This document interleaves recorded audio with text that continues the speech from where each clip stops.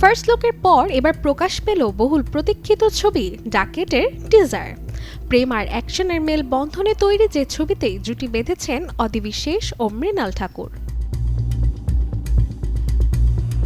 ছবিটি পরিচালনা করেছেন শ্যানিয়েল দেও, যার এই ছবির মাধ্যমেই পরিচালনায় অভিষেক। ডাকেট ছবিতে গুরুত্বপূর্ণ এক ভূমিকায় রয়েছেন খ্যাতিমান নির্মাতা অনুরাগ কশ্যপ, যা এই সিনেমার প্রতি কৌতূহল আরও বাড়িয়ে দিয়েছে। মূলত প্রেম ও ডাকাতির আবর্তে ঘোরাফেরা করা এই গল্পটি আসলে এক গভীর অ্যাকশন ড্রামা।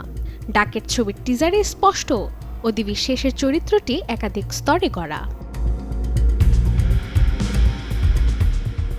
অন্যদিকে মৃণাল ঠাকুর এই ছবিতে যোগ করেছেন আবেগের গভীরতা। এটি তার প্রথম তেলুগু অ্যাকশনধর্মী চরিত্র। এর আগে সীতারাম, হাইনান্না কিংবা দ্য ফ্যামিলি স্টারে দেখা গেলেও ডাকেটে তাকে দেখা যাবে একেবারে ভিন্ন রূপে।